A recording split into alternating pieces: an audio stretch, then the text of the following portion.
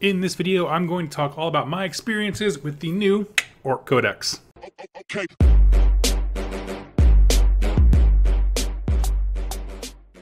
Welcome, Wargamers. Doug here from 2+ Stuff, and if you didn't know or you haven't been following me on Instagram, go check it out. I am really enjoying building and painting and playing with now my Ork army for 40k. As a game system, I still tend to prefer Age of Sigmar. However, I will say that this book is incredibly fun. As an aside, I know a lot of people on this channel have heard me say that I'm not really into 40k. The thing that really got me hung up on it was I don't like list building in 40k, and that's kind of been my bane of existence. But what I just started doing for this book is saying just build a basic battalion, which is sort of the most basic core army thing, and just filling that out. Since deciding to do that, I've actually had a lot more fun with it. I did have Gene Stealer Cult for a while and sold them off because that army is in such a rough place that I had negative play experiences. But I wanted to do Kill Team. It's going to be coming to the channel very soon. And the local Games Workshop owner, or manager I should say, an owner, had some Ork stuff sitting on a shelf that was collecting dust, offered it to me, and I just started building an Ork army from there. And this is back when they had their index. I think it was in maybe early September when I got the lot, and so I just started building and painting and having a great time. So through this video, I'm going to talk about my thoughts going from index to the Codex. I've just, at the time of recording, had 3 games with the Codex. All of them were an absolute blast, and talking about them, really want to talk about the last one, because I think the last one kind of typifies the game state for me anyway. But in the meantime, I'm going to be throwing some pics up here of my army in case you're curious what my Ork army looks like. I think it's first important to talk about what the army was like in the index version.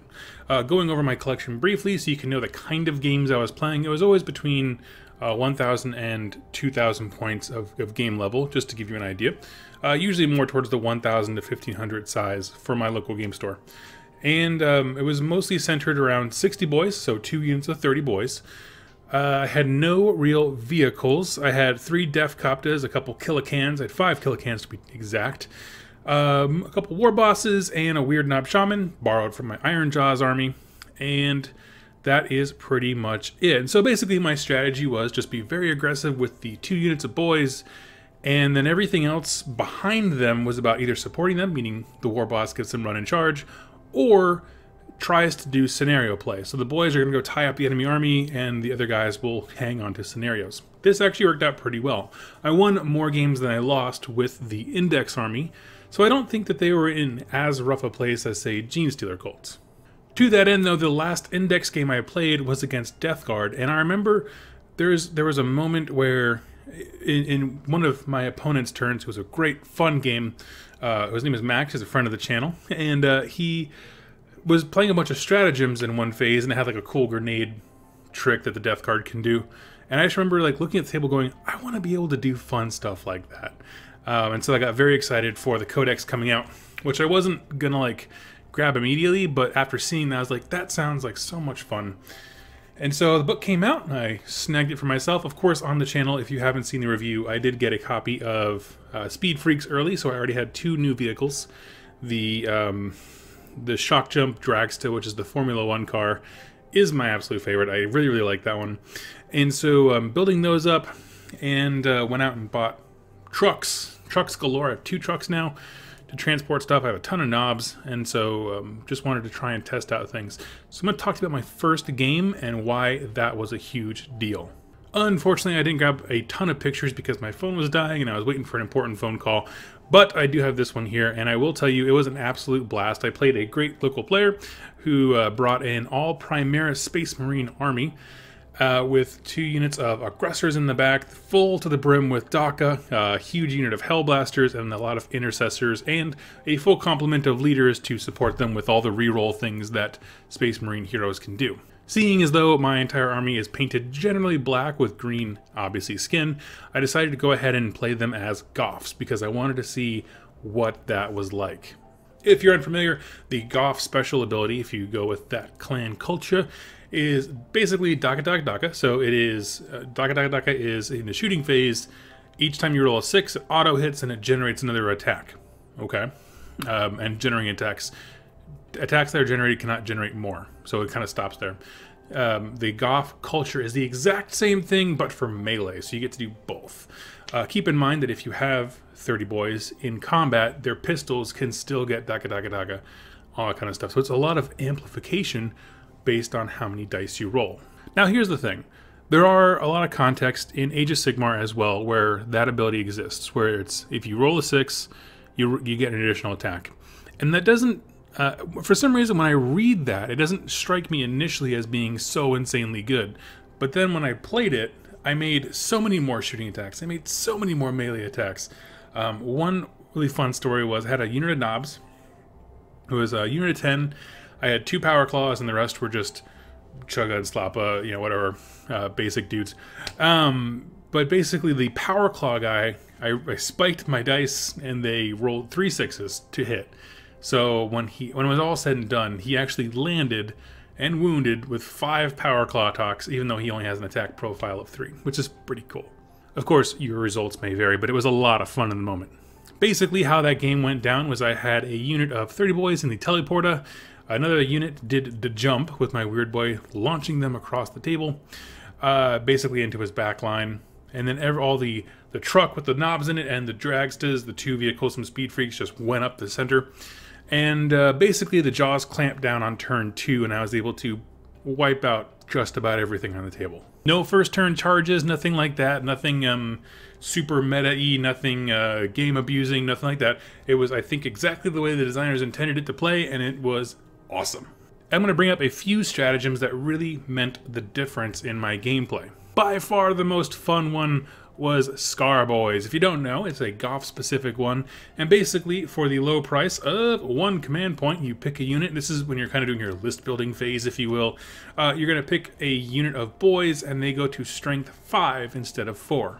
Here's the deal though, going from strength 4 to strength 5, that's kind of a magic number in terms of a lot of things in the game are toughness 4, and so going up that 1 notch means you're now wounding on 3. So you get a mob of boys who have 4 attacks each when it's all said and done. You can get up to more, but this is the mob that I flung across with the jump, so they're very unsupported on their own. Basically, it's just a matter of they have 20 more models in the unit, so they get +1 attack, and of course the basic Choppa gives you a +1 attack. So they're 4 each. Going into a wall of Primaris Marines with hitting and wounding on 3s, it's just berserk. The one thing that I was surprised about this card, though, is that it actually is not available for, what are the jetpack guys that they ride around in. I'm very surprised by that because that is sort of a Goff typical unit. So that's very interesting to me. The second stratagem that came out to play in a huge way was Unstoppable Green Tide. If you're not familiar with this one, you really should be. Basically, it's I'm told it's almost the exact same thing as Tide of Traitors, which is if there's a unit that gets below its starting number of models. So if I have my unit of 30 boys, they go below 15, I can take them off the board, doesn't matter if they're in combat or not, set them up on a board edge 9 inches away from an enemy, and they come back as full health, a full number of models in the unit. So turn 2, my friend that I was playing against demolished that unit that I did to jump to behind his back line and got it down to just 6 models left after Battle Shock. After everything was done, he whittled him down, and I popped this sucker. And it was a matter of, do I risk rolling Battle Shock and losing everyone, or do I wait with those command points to try this? And I went ahead and tried it just because I could. And they passed Battle Shock, flying colors, and I was able to redeploy a new batch of 30 dudes pretty much right back where they did the jump to. And so he had to fight that wave twice. At the same time, that was turn 2 when that all happened. The ones from the teleporter came down. We're playing match play, so you can only deep strike things in turn 2. So now he had 1 blob of 30 on one side, 1 blob of 30 on the other, and the knobs with power claws. Like I said, that knob story where the power claw landed more attacks than he actually has because of the Goff rules. Unbelievable. But wait, there's more. There are 2 more stratagems that really played a huge role in this game. Get Stuck In, lads, is a stratagem that costs 3 command points, but basically allows you to pick an orc unit. Yeah, it's just orc infantry, and they can pile in and attack a second time after they've done so. You can either choose it to do it immediately after the attack or at the end of the fight phase. So here's what you do. You get a truck, you throw 10 knobs in there, you load them up with Choppa Choppa, so now there are now 5 attacks, each individual dude, barrel them at the enemy, when they get into combat, they're doing, again, 5 attacks each. Even if you lose a couple, like I lost, I think, 2 when the truck blew up, which it will. You're still able to do quite a bit of work with only 10 knobs on that level. Having them pile in and attack twice can do some nasty, nasty things in the game. Now, I'll be honest with you, 3 command points is quite a pricey when you compare that to the effectiveness of bringing an entire unit back to full health somewhere on the table. But if there is a key combat or unit that you need gone, or they're sitting on an objective and you need them to poof and vanish, it can be a very clutch thing. Again, it's just one more tool in your toolbox. And the last one I want to talk about is ramming speed. Basically, you pick an orc vehicle, and when you go to charge with them in your charge phase, and you're going to roll 3 dice when you charge. Keep in mind, it doesn't increase your range you can charge in, so it's still, they have to be within 12 inches. But you roll 3 dice, meaning you'll more than likely get it. And when you end your movement within contact with your enemy, like you have to do with the charge, you roll a die on a 2-up, they take D3 mortal wounds. Now, this isn't a huge deal. D3 mortal wounds is not the biggest thing in the world. However, if you're working hard to soften up something, like a tank or a larger vehicle, something where mortal wounds are really, really necessary and highly valuable, that's going to be very important. What I ended up doing was having my truck with a bunch of knobs in it. The truck, at my second turn, knobs got out, walked forward. The truck did a ramming speed straight into an enemy unit of Hellblasters, I believe. Did D3 mortal wounds, and then the knobs came and followed up with that big power claw. And so it's kind of a 1-2 punch. I think it's a great addition to damage output for a key target. Probably don't rely on it a whole lot. Now, here's the thing. I've been rambling a lot about the strategies that I used in those games. Keep in mind, when I said I played 3 games so far, the things that I did were all kind of generally the same. I'm still getting used to the Codex, trying to explore what units I think are fun. I want to stick with Goffs because thematically that's what mine look like. It was very unintentional. I just wanted a simple scheme that I could replicate quickly, and just priming on black, focusing on the skin is kind of what I do. And so it just kind of fell in that way, that I really enjoy the melee-centric aspects of this army. To that end, the real thing I want to take away from this is that this is just a fun book. I think the Index Orks were incredibly fun too. I won some games, I lost some games, I had a great time either way, a lot of laughing. But this book, I think, just takes that same feeling and amplifies it. I don't really have those moments where I feel like I have nothing to do. If I'm super stuck in combat, first of all, that's where I want to be. But secondly, things like get it stuck in, lads, that kind of stuff where I can really amplify what happens in melee are still viable options. And things like Daka Daka Daka and the numerous ways of pumping out quality shots in this army really can't be understated. Those new vehicles with their cool guns really are amazing in some aspects. For example, the Shock Jump Dragsta plinked some damage wounds on a flyer, which was really, really nice because he has the targeting squid that makes him shoot way better than most orc stuff, and also his ability to teleport across the table. Also, the custom Boosta Blasta, which is the hot rod version that you get in Speed Freaks, really were pretty phenomenal because if you don't know, they basically have 4 flamethrowers strapped to them. It's the exhaust pipes pumping out flames. And so when I got charged by an enemy, and I made it very clear what the vehicle did before he charged it. I wanted him to not get, gotcha'd by the new model, but it's nasty. They're only D3 hits, but it adds up when you're talking about automatically hitting. Especially if your opponent makes the mistake of letting you get close to it. On a 12-inch move, you just kind of glide right up, you pump out all the flamethrower shots and everything else. The rivet cannon on is amazing. And then you do your ramming speed charge. It's another D3 mortal wounds. You can reasonably wipe out a fairly large unit with that thing. Keep in mind when I say wipe out a fairly large unit, I mean like 10 to 15 models, and including things like not only the losses they suffer from those direct attacks, which are quality and very good, but also the battle shock afterwards. The only part of the book that I didn't feel like really was a home run was the spell lore, whatever they call them, the discipline, psycho-discipline in 40k. And the reason for that is I still just feel like the jump is a no-brainer, as well as Warpath, which is I believe the +1 attack one. They're just so much better than anything else they added. Of course, if you don't know, you had 3 spells in the index, those were 2 of them, and then they added 3 more. But the 3 that they added, I just don't feel like they're very situational, whereas I feel like these other 2, the Warpath and the Jump, are just amazing no matter what. Although I will say, I was at the store and someone looked at our table and said, "Oh, are you bringing a weird boy?" I've never seen anyone bring a weird boy. I'm like, what are you talking about, man? Everyone brings a weird boy because the Jump is amazing. So I don't know, if you've been playing without a weird boy, let me know. I'm kind of curious about that. Now, as far as where my collection is going to go next, things that you're probably going to see on the channel at some point, or at least hear about when I talk about battle reports, certainly a lot more knobs and trucks. That was amazing. That was actually, I mean, I have these big units of 30 boys, and really, I think of them as distractions, even though they do a lot of work. The truth of the matter is, the truck that went up the center is the one that really threw off his plans, because it was able to tag a hero, it was able to tag Hellblasters, all the things that really needed to go.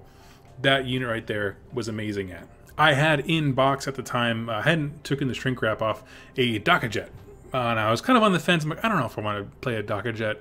I like them. They're fantastic models, but I want to have like a good core of an army before I start expanding and trying new things. And I was like, okay, well, we're going to lean hard into the Goff thing. I'm sold. I had a great time with it.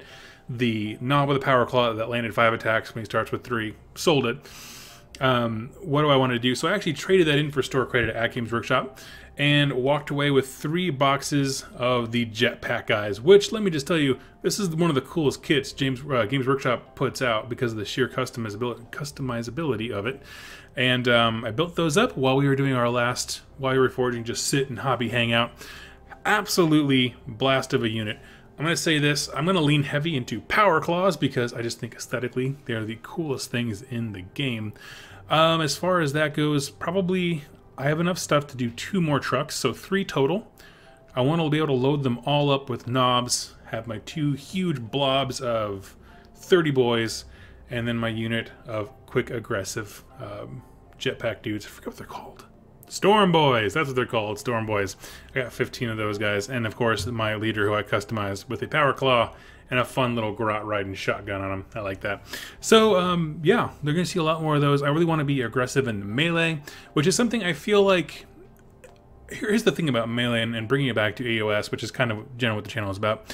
The thing is in AOS there's more melee armies, so having a melee force I feel like doesn't stand out, whereas in 40k there's a lot of shooting that's very present in the meta, and so having a melee army, it just feels very unique and very different, and being able to be good at it, and the idea of, like, you know, you're going to suffer losses on the way in, but once you get there, what can you do with what's left? All those things are super fun to me, and so I'm very excited about that. Let me know in the comments below what you are interested in. If you would like to hear more thoughts on my Orc army, of course you can see it grow over on Instagram down below. Just tell me your thoughts. I'm going to be doing battle reports here pretty soon, and I have some terrain coming in that is kind of game agnostic, I guess you could say. That's kind of like a Gothic ruin type thing that works for AOS or 40k. Would you like to see 40k battle reports? Of course, they will all have a heavy narrative theme to keeping with the theme of the channel. There's a lot of 40k content on the web. I don't think all of it is very narrative heavy, so I could at least be different. Either way, I want to hear your thoughts on what you're thinking about the book. So thank you all so much for watching, and leave in the comments down below, and I'll see you in my next video.